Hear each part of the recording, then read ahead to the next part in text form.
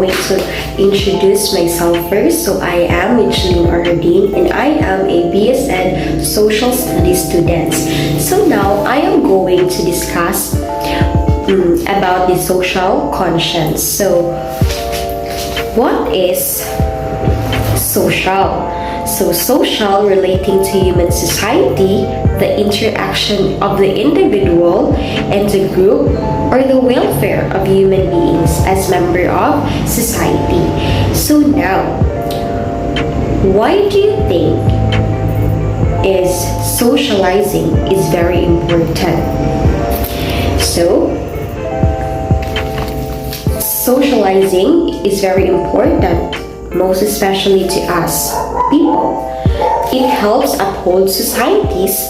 It is also a key part of individual development. Exposure to various social situations and experiences can help human gain confidence and overcome shyness, right? So because of socializing, we can improve our confidence towards many people, and also to improve our interaction toward other person. So it is very socializing is very important, and we can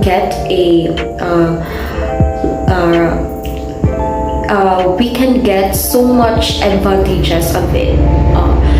Because of socializing. That is why it is very important, most especially to us human. So now let's proceed to conscience. So also, what is conscience? So it is an inner feeling or voice viewed as acting as a guide to the rightness or wrongness of one's behavior. So refers to a state of awareness or a sense that one's actions or intentions are either morally right or wrong, along with a feeling of obligation to do the right thing. So, in short, social conscience is a sense of responsibility of concern for the problems and injustice of society.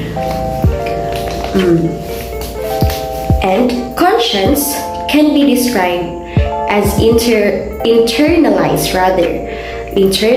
values. We associate feelings of pleasure and pride with right action and feelings of guilt and shame with wrong action. So from the word internalized values, so means an individual's acceptance of a set of norms and values through socialization. That is why socialization is very important as an individual. So in addition to a sense of right and wrong for personal action, individual possess a sense of right and wrong for collective action, what might be called the social conscience. So now we are done in social and we also done in conscience. So let's proceed to what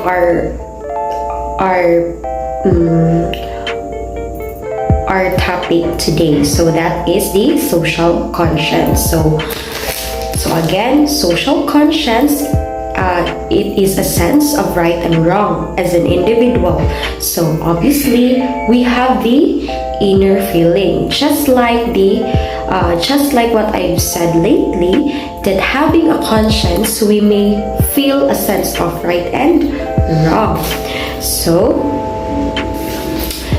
next is, across the political spectrum, most people experience a gap between the kind of world they see and the kind they want on a personal level.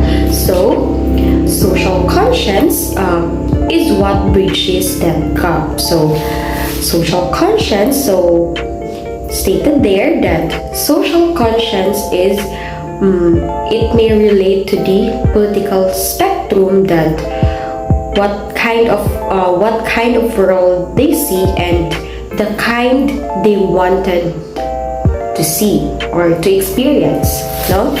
So if we can understand our own social conscience, so we can make more conscious choices to help shape society according to our values.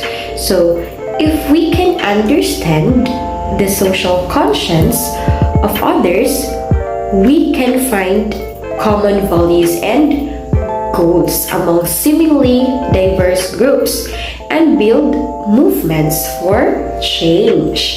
It describes two things: what a person believes is right and how a person decides what is right. More than just gut instinct. As gut instinct, our conscience is a moral muscle. By informing us of our values and principles, it becomes the standard we use to judge whether or not our actions are ethical.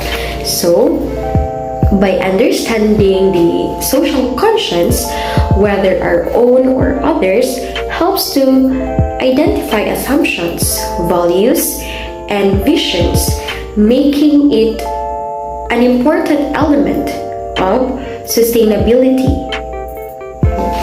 So that is why social conscience is very important, no, as an individual.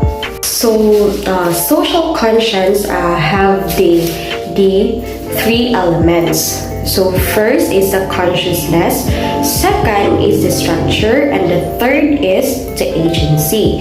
So first, the consciousness rather.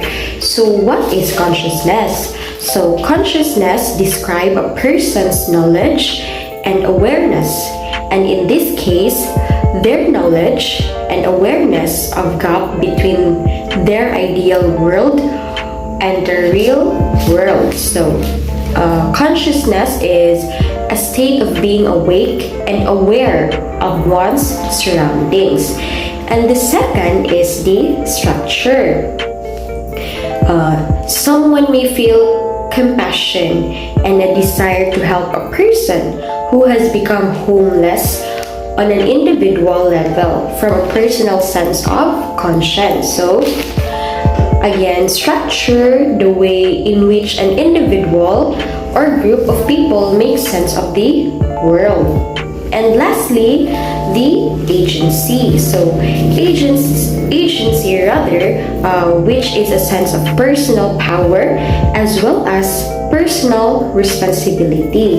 So as a person's sense of agency allocates responsibility for action. So in short, agency is the sense of central aspect of human self-consciousness and refers to the experience of oneself as the agent of one's actions. So is it clear? So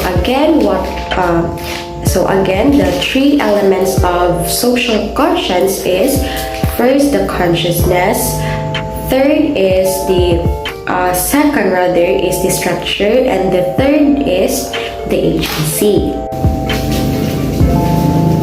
So that's all. Thank you, and I hope you get some knowledge and gain more confidence and a lot of knowledge that may apply to become a better person to our society and